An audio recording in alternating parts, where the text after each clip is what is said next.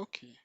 Maintenant que nous avons créé notre dashboard et nous avons vu un peu son contenu, nous allons aussi voir comment importer un dashboard déjà existant, ou du moins les indicateurs pour pouvoir l'adapter à notre data source.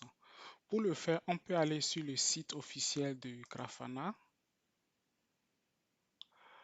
On peut aller chercher ici, par exemple, Grafana Dashboard face API usage pour chercher à voir sur le site de Grafana des dashboards concernant Fast API. Donc, je peux prendre par exemple le lien de Grafana. Je viens là et je recherche. Je passe sur le site de Grafana.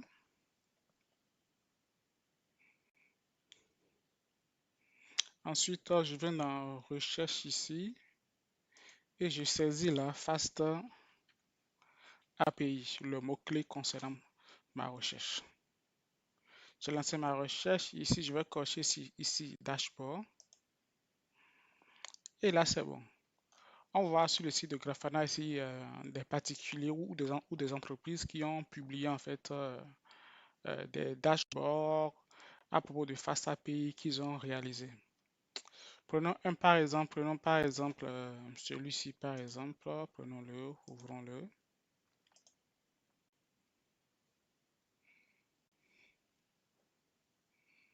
Bon, voici son contenu. Ok, regardons encore les autres fois, hein. Et ça aussi.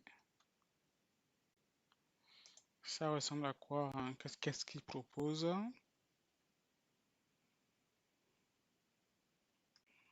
Mhm. Et celui-ci.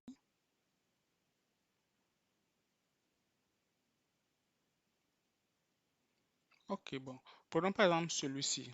Pour l'importer dans notre dashboard, on a besoin de soit son ID, soit son JSON. Le fichier principal dont on a besoin, c'est de son JSON, comme ça, on pourra l'importer sans problème. Mais comme ce projet-ci est déposé sur le site officiel de Grafana, on peut décider de prendre juste son ID et puis Grafana lui-même va se connecter à son site officiel et viendra récupérer l'ID pour télécharger le JSON tout seul. Donc, il y a l'ID qui s'affiche là, euh, la data source, le nom de la data source qui est mis dedans, mais nous, on va le mettre à jour à notre côté. Publié par qui? Publié par cette personne-là, etc.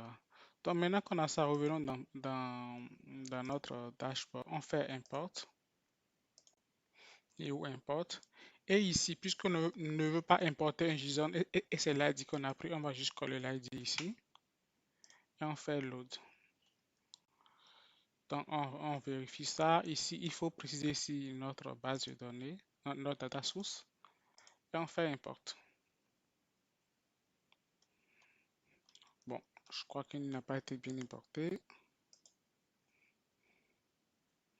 Donc, nous allons changer de template en fait. Peut-être que ce template n'est pas très adapté. On va le supprimer, delete, confirmer.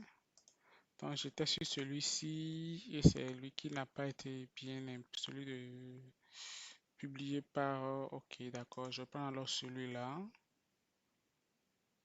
Publié par qui? Ok, je vais prendre celui-là. Du coup, je copie son ID. Je reviens ici, je fais un new import. Je mets son ID là. Voilà, je fais load. Maintenant, en bas ici, je sélectionne ici ma data source et je fais import. Et là, on voit bien qu'on a des données. Donc, voici aussi une méthode d'importer des templates déjà faits par d'autres personnes. Maintenant, on peut aussi faire comme ceci aussi. New import. Et au lieu d'importer un JSON ou de mettre l'ID, si nous-mêmes nous avons édité notre JSON entier, on peut juste, j'ai préparé un JSON pour ça, on peut juste coller le contenu de notre JSON ici avec le nom de la data source déjà à l'intérieur et tout ce qu'on veut. Et on fait load et puis on fait import. Et là, voici notre JSON que nous avons nous-mêmes édité et que nous avons importé. Ok, ça c'était juste des parenthèses. Ce que je voulais surtout vous montrer dans cette vidéo ci c'est la partie alerting. Supposons que nous voulons créer une alerte, par exemple, pour Python Info. On va venir sur l'indicateur de Python Info, on fait comme ceci. On va dans More et on clique sur New Alert Rule. On donne un nom à notre alerte et c'est bien notre data source qui est là. Et ici, on définit ici quel est le seuil en fait à partir duquel l'alerte doit être activée. Si je suppose que je veux qu'une alerte soit activée dès que la métrique Python info dépasse la valeur 5, du coup je mets 5 là, isabelle supérieur à 5. Si je veux d'autres règles, je peux sélectionner la règle que je veux à l'intérieur ici. Ok. Donc, quand je fais ça, qu'est-ce que je dois faire d'autre? Je dois sélectionner un dossier d'alerte ici. S'il n'y en a pas, du coup, vous allez créer un nouveau. Moi, j'avais déjà un dossier d'alerte, c'est pour ça que je l'ai sélectionné. Sinon, vous allez devoir créer un nouveau dossier là. Qu'est-ce qu'il faut faire encore? Le groupe d'évaluation, j'ai un groupe déjà existant déjà, du coup, je l'ai sélectionné là. Dans votre cas, vous allez créer un nouveau groupe que vous allez nommer. Quoi encore, vous allez lire un peu le contenu et puis vous pouvez vraiment l'ajuster à votre guise. Ok, donc voilà. Maintenant, un point important, c'est cette partie-ci. Ici, en fait, il faut définir ici à qui est-ce que la lettre sera envoyée. Du coup, ici, vous pouvez définir des contacts pour le faire. Moi, j'ai préparé un contact pour le faire. Si vous n'en avez pas, du coup, il va falloir que vous créiez en fait un contact à qui envoyer la lettre en fait. Pour le faire, vous pouvez cliquer ici.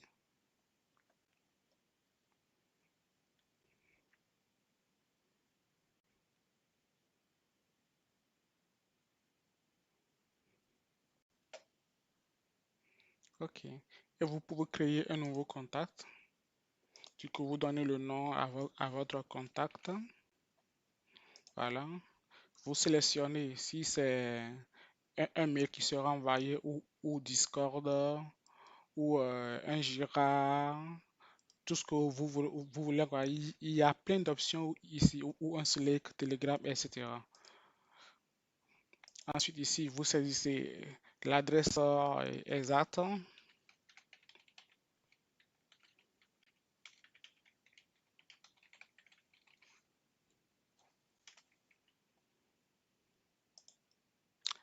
Et puis c'est bon, vous pouvez tester ou bien vous sauvegarder. Quand moi je vais tester là, ça ne partira pas parce que j'ai pas configuré un truc code des alertes. Regardez, si je fais test et j'essaie de m'envoyer une notification, il va dire quoi que j'ai pas configuré le SMTP. Parce que si vous demandez à Grafana de vous envoyer un mail, il faut que lui-même il puisse accéder à un mail sender, un mail qu'il va utiliser pour vous envoyer à vous un mail, quoi. Et voilà. Donc, pour définir cela, il faut le définir en fait dans les configurations directes de Grafana. Précédemment, on avait exécuté notre Docker Grafana comme ceci. En l'exécutant comme ceci, nous n'avons pas défini le session serveur SMTP. Mais comme pour nos alertes, nous voulons utiliser un serveur SMTP, nous avons deux options. Soit on définit les paramètres en exécutant le Docker comme ceci. Bien sûr, vous remplacez votre email sender ainsi que le mot de passe à l'intérieur. Du coup, moi, je ne l'ai pas fait là, mais j'ai mis les paramètres là pour vous. Sinon encore, vous éditez, vous accédez au fichier grafana.init et vous l'éditez. Et en éditant, il faut ajouter à l'intérieur le serveur SMTP qui va servir de mail sender. Du coup, vous ajoutez ce serveur à l'intérieur pour qu'il puisse le faire. Et une fois que c'est fait, vous exécutez désormais votre Grafana de cette manière-là, en envoyant votre init que vous avez créé là vers la destination et source de Grafana à l'intérieur du conteneur. Et quand vous faites cela désormais, Grafana pourra accéder à un mail sender et pourra vous envoyer les mails avec ce mail sender. Si par exemple, moi, mon mail sender, c'est aina@gmail.com, quand j'allais cliquer sur test ici, j'allais avoir aina@gmail.com qui allait envoyer un email à l'adresse mail aina.kiki.sagbe@gmail.com. Je ne sais pas si vous voyez un peu ce que je dis. Donc, c'est un peu ça. Donc, on crée notre user là et puis on save. Une fois qu'on a save, arrivé ici, on peut sélectionner ici. Je vais faire un refresh ici. Voilà, on peut sélectionner ici le mail à qui est-ce qu'on veut envoyer l'alerte dès que Python Info est supérieur à 5. On le sélectionne là et puis c'est bon, on save. On save ici. Une fois qu'on a save, c'est bon, la lettre est enregistrée. Dès que, il y aura un souci sur cet indicateur, dès que le seuil sera atteint, en fait, bah, automatiquement, la lettre sera envoyée. Donc, voilà un peu comment envoyer des alertes avec Grafana. On peut aussi envoyer des alertes avec Prometheus directement en ligne et en paramétrant sa config pour le faire. Mais bon, c'est beaucoup plus intuitif en fait de le faire avec Grafana direct, avec l'interface de Grafana. Mais sachez également qu'on peut le faire avec Prometheus.